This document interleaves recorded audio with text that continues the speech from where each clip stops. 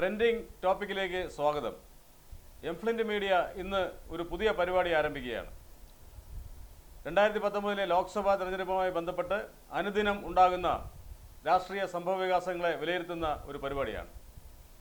ഇന്നിപ്പം എന്നോടൊപ്പം ഉള്ളത് എംഫ്ലിന്റ് മീഡിയയുടെ എക്സിക്യൂട്ടീവ് എഡിറ്റർ ഋഷി കെ മനോജും പ്രമുഖ സാമ്പത്തിക വിദഗ്ധനും രാഷ്ട്രീയ നിരീക്ഷകനുമായ ശ്രീ EP അനിലുമാണ്. ഇന്ന് നമ്മൾ ചർച്ച ചെയ്യുന്ന വിഷയം സെക്കുലാർ തെരഞ്ഞെടുപ്പ്. ഇന്ത്യയിലെ തെരഞ്ഞെടുപ്പ് എപ്പോഴും സെക്കുലാർ നേച്ചറിൽ നടക്കണമെന്നുള്ളതാണ് അടിസ്ഥാനപരമായ കാര്യം. പക്ഷേ സ്ഥാനാർത്ഥികളും രാഷ്ട്രീയ പാർട്ടികളും മതത്തെ ക്യാഷ് ചെയ്യാൻ വേണ്ടിയിട്ട്, മതത്തിൻ്റെ പ്രയോജനം നേടാൻ വേണ്ടിയിട്ട് അമ്പലങ്ങളും പള്ളികളും എല്ലാം കയറിയിറങ്ങി നടക്കുന്ന കാഴ്ചയാണ് നാം കാണുന്നത്. ഏറ്റവും ഒടുവിൽ ശബരിമല വിഷയം മുതലാക്കാൻ വേണ്ടി പ്രമുഖമായ കക്ഷികളെല്ലാം രംഗത്തെത്തിയിരിക്കുന്നു. കോൺഗ്രസ് രംഗത്തെത്തിയിരിക്കുന്നു, BJP രംഗത്തെത്തിയിരിക്കുന്നു.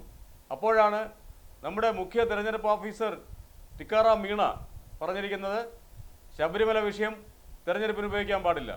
അദ്ദേഹം കഴിഞ്ഞ ദിവസം അത് പറഞ്ഞപ്പോഴത്തേക്ക് ഒരുപാട് വിമർശനം വന്നു. BJP നേതാക്കൾ പ്രതിഷേധിച്ചു. പക്ഷേ ഇന്ന് അദ്ദേഹം വീണ്ടും പറഞ്ഞിരിക്കുകയാണ്, നാളെ നടക്കാൻ പോകുന്ന സർവകക്ഷി യോഗത്തിൽ താൻ അടിവരയിട്ട് പറയും, എന്തെങ്കിലും കാരണവശാൽ അതിൻ്റെ വയലേഷൻ ഉണ്ടായാൽ അപ്പോൾ നടപടിയെടുക്കും. ഇങ്ങനെയുള്ള ഉറച്ച ഉദ്യോഗസ്ഥന്മാർ നമ്മുടെ മതേതരത്വം സംരക്ഷിക്കാൻ നമുക്ക് ആവശ്യമാണ്. ആ പശ്ചാത്തലത്തിലാണ് ഇതിൻ്റെ ന്യായ അന്യായതകളെക്കുറിച്ച് ഞങ്ങൾ ചർച്ച ചെയ്യുന്നത്. ശ്രീ ഋഷി കെ മനോജ്, ഇത് അദ്ദേഹത്തിൻ്റെ സ്റ്റാൻഡ് വളരെ കറക്റ്റായ ഒരു സ്റ്റാൻഡല്ലേ? എന്താണ് ഈ ഇങ്ങനെയുള്ള ഉദ്യോഗസ്ഥന്മാർ വേണ്ടേ? രാഷ്ട്രീയക്കാർ പരാജയപ്പെടുത്തുന്നത്. അദ്ദേഹം നിയമത്തിൻ്റെ code of conduct election commission തീയതി പ്രഖ്യാപിച്ച ശേഷമുള്ള നടപടിക്രമങ്ങളുടെ ഭാഗമായിട്ടാണ് ടിക്കാറാം മീണ ഈ നിർദ്ദേശം വെച്ചിരിക്കുന്നത്. കാരണം മതവിശ്വാസമോ ജാതിയോ ഇങ്ങനെയൊന്നും തന്നെ വോട്ട് പിടിക്കാനോ ഇലക്ഷൻ പ്രചാരണത്തിന് ഉപയോഗിക്കാൻ പാടില്ല എന്നത് മതേതര ഡെമോക്രസിയുടെ ഒരു തത്വമാണ്. അപ്പോൾ ശബരിമല വിഷയം എന്ന് പറഞ്ഞാൽ എന്താണ്? ഒരു ആരാധനാലയത്തിൻ്റെ വിഷയമാണ് ശബരിമല ക്ഷേത്രം. അതുമായി ബന്ധപ്പെട്ട ഒരു കോടതി വിധിയുടെ പേരിൽ ഈ നാട്ടിൽ നടന്ന കോലാഹലമൊക്കെ നമ്മൾ കണ്ടതാണ്. മാത്രമല്ല, തെരഞ്ഞെടുപ്പ് പ്രമുഖ വിഷയമായി, മുഖ്യ വിഷയമായി ശബരിമലയെ മാറ്റുമെന്ന് BJPയുടെ നേതാക്കൾ പ്രഖ്യാപിച്ച അവസരത്തിലാണ് തെരഞ്ഞെടുപ്പ് കമ്മീഷന്റെ ഈ നിർദ്ദേശം വന്നിരിക്കുന്നത്. ഇത് വളരെ കാലിക പ്രസക്തമാണ്. കാരണം 3 നേതാക്കൾ, BJPന്ന് 2 നേതാക്കൾ, ഒന്ന് കുമ്മനം രാജശേഖരൻ പരസ്യമായിട്ട് പറഞ്ഞു കഴിഞ്ഞു, ശബരിമല ഞങ്ങൾ പ്രചരണ വിഷയമാക്കും. അതേപോലെ കെ സുരേന്ദ്രൻ BJP നേതാവ് പറഞ്ഞു കഴിഞ്ഞു, ഞങ്ങൾ തെരഞ്ഞെടുപ്പ് വിഷയമാക്കും. PC ജോർജ് പറഞ്ഞു കഴിഞ്ഞു, പത്തനംതിട്ടയിൽ മത്സരിക്കാൻ പോകുന്ന സ്ഥാനാർത്ഥിയാണെന്ന് പ്രഖ്യാപിച്ച ആളാണ്, ഞങ്ങളിത് വിഷയമാക്കും. അയ്യപ്പൻ എല്ലാവർക്കും പണി കൊടുക്കും എന്നുള്ളതിൻ്റെ മുന്നറിയിപ്പാണ് ടിക്കാറാം മീണ തന്നിരിക്കുന്നത്. കാരണം നിയമവിധേയമായ നിയമത്തിനുള്ളിൽ നിന്നുകൊണ്ട് തന്നെയാണ് മുഖ്യ തെരഞ്ഞെടുപ്പ് ഓഫീസർ ഈ നിർദ്ദേശം പുറപ്പെടുവിച്ചിട്ടുള്ളത്. ശരി ശ്രീ അനിൽ, ഇത് പറഞ്ഞല്ലോ, നമുക്ക് നമ്മുടെ നാട്ടിൽ നേരത്തെ ഇടതുപക്ഷം ഈ കാര്യങ്ങൾക്കൊന്നും പോകില്ലായിരുന്നു. പള്ളിയിൽ പോകില്ലായിരുന്നു, അമ്പലത്തിൽ പോകില്ലായിരുന്നു. പ്രചരണം വരെ നമ്മുടെ ചില സ്ഥാനാർത്ഥികൾ അമ്പലത്തിൽ നിന്ന് ആരംഭിക്കുന്ന ഒരു സ്ഥിതി വന്നിരിക്കുന്നു. അപ്പോൾ എവിടെയാണ് ഈ സെക്യുലറിസം സംരക്ഷിക്കേണ്ടത്? എവിടെയാണ്, ആരാണ് സംരക്ഷിക്കേണ്ടത്? ഇത്തരം കാര്യം കൂടി അങ്ങനെ ഈ പറഞ്ഞ രീതിയിൽ മതത്തിൻ്റെയും രാഷ്ട്രീയ വർഗീയതയുടെയും പിന്നിൽ പോയി കഴിഞ്ഞാൽ നമുക്ക് എവിടെയാണ് ഒരു ഇതുള്ളത്, സുരക്ഷയുള്ളത്? തീർച്ചയായും രാഷ്ട്രീയ നേതൃത്വങ്ങൾ മതങ്ങളും വിശ്വാസങ്ങളും രണ്ടായി കാണുക എന്നതാണ് അവരെ സംബന്ധിച്ചിടത്തോളം യുക്തിഭദ്രമായി ചെയ്യേണ്ടത്.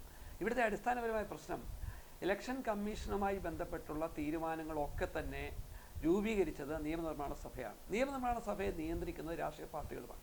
അങ്ങനെയെങ്കിൽ രാഷ്ട്രീയ പാർട്ടികൾ ആഗ്രഹിക്കുന്ന തരത്തിൽ നിയമനിർമ്മാണ സഭയിൽ എടുത്ത തീരുമാനങ്ങൾ ഇലക്ഷനുമായി ബന്ധപ്പെട്ട് ഇലക്ഷൻ കമ്മീഷൻ ഇവിടെ പ്രഖ്യാപിക്കുമ്പോൾ നടപ്പാക്കാൻ ഇലക്ഷൻ കമ്മീഷണർ ശ്രമിക്കുമ്പോൾ അതിനെ വെല്ലുവിളിക്കാൻ ശ്രമിക്കുന്ന രാഷ്ട്രീയ പാർട്ടികൾ തീർച്ചയായും ജനാധിപത്യത്തിൻ്റെ ഉള്ളടക്കത്തെയാണ് അട്ടിമറിക്കുന്നത്. ഗൗരവതരമായ വിഷയമാണ്. മറ്റൊന്ന്, ഇടതുപക്ഷ പ്രസ്ഥാനത്തിൻ്റെ തെരഞ്ഞെടുപ്പിൽ മത്സരിക്കുന്ന പ്രതിനിധികൾ ദേവാലയങ്ങൾ ജനങ്ങൾ പോകുന്ന ഒരിടം എന്ന അർത്ഥത്തിൽ ദേവാലയങ്ങളിൽ പോകുന്നതിൻ്റെ പ്രശ്നമില്ല. പക്ഷേ തെരഞ്ഞെടുപ്പിൻ്റെ പ്രചരണം ദേവാലയങ്ങളിൽ തുടങ്ങുന്നത് ദേവാലയങ്ങളെ ചുറ്റിപ്പറ്റി രാഷ്ട്രീയ വ്യാഖ്യാനങ്ങൾ നടത്തുന്നത് ആരോഗ്യകരമല്ല. തെരഞ്ഞെടുപ്പുകൾ ഉയർന്നു വരേണ്ടത് ജനങ്ങളുടെ അടിസ്ഥാന പ്രശ്നമാണ്. ആ അടിസ്ഥാന പ്രശ്നം സ്വാഭാവികമായി മതനിരപേക്ഷതയിൽ, ജനാധിപത്യത്തിൽ, സമത്വബോധത്തിൽ ഊന്നി നിൽക്കുന്നതാണ്. അതാണ് കേരളത്തിൻ്റെ ചരിത്രം. എന്നാൽ ആ ചരിത്രത്തെ ഉയർത്തിപ്പിടിക്കാൻ ഇലക്ഷൻ കമ്മീഷൻ ശ്രമിക്കുമ്പോൾ അതിനെ പാരവെക്കാൻ ശ്രമിക്കുന്ന BJPയും കോൺഗ്രസും എടുക്കുന്ന സമീപനങ്ങൾ ജനാധിപത്യത്തെ നിരുത്സാഹപ്പെടുത്തുന്നതാണ്. അത് അവരുടെ രാഷ്ട്രീയ അപജയത്തിൻ്റെ തെളിവാണ്.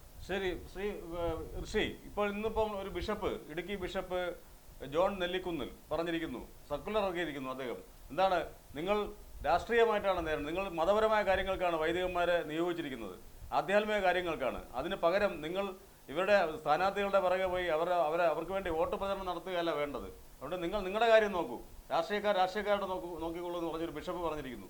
അത്തരം ബിഷപ്പുമാരെ നമുക്ക് വേണ്ടേ? ഇങ്ങനെയുള്ള ആളുകൾ വേണ്ടേ? സത്യം പറഞ്ഞാൽ കഴിഞ്ഞ തിരഞ്ഞെടുപ്പിൽ ഇടുക്കി ബിഷപ്പ് സ്വീകരിച്ച പല നിലപാടും വിവാദപരമായിരുന്നു.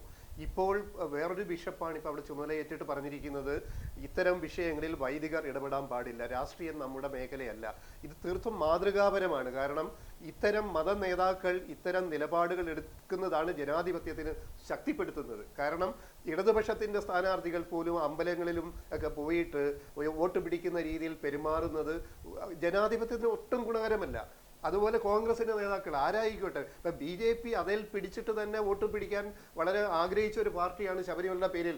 അവർക്കാണ് ഏറ്റവും തിരിച്ചടി വന്നിരിക്കുന്നത്. പക്ഷേ മറ്റു പാർട്ടികളും മാതൃകാപരമായ നിലപാടുകൾ ഇക്കാര്യത്തിൽ സ്വീകരിക്കേണ്ടതാണ്. അപ്പോൾ നമ്മുടെ നാട്ടിൽ ഈ വിഷയം മതേതരത്വം സംരക്ഷിക്കാൻ വേണ്ടി മാത്രമല്ല, തെരഞ്ഞെടുപ്പിലെ നല്ല മൂല്യങ്ങൾ സംരക്ഷിക്കാനും കൂടി ആവശ്യമാണ്.